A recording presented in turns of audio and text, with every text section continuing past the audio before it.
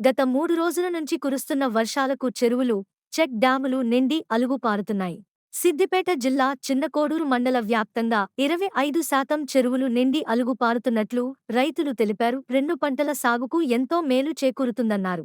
గత 3 రోజుల నుంచి కురుస్తున్న వర్షాలకు చెరువులు, చెక్ డ్యాములు నిండి అలుగుపారుతున్నాయి.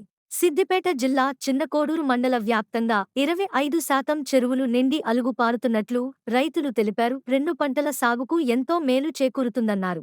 వర్షానికి కూరగాయల తోటలు, పండ్ల తోటలకు స్వల్పంగా నష్టం జరిగిందని, ప్రభుత్వం ఆదుకోవాలని రైతులు విజ్ఞప్తి చేశారు. ప్రవహిస్తున్న వాగుల వైపు ఎవరూ వెళ్లకుండా పోలీసు అధికారులు బందోబస్తు ఏర్పాటు చేశారు. కురుస్తున్న వర్షాల కారణంగా చెరువులు నిండి మా రోడ్లపై నుంచి వెళ్తున్నాయి.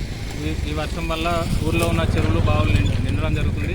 ఈ వాటర్ వల్ల మాకు వచ్చే 2 పంటలు వరి వేసుకోవడానికి ఉపయోగకరంగా ఉంటుందని భావిస్తున్నాం.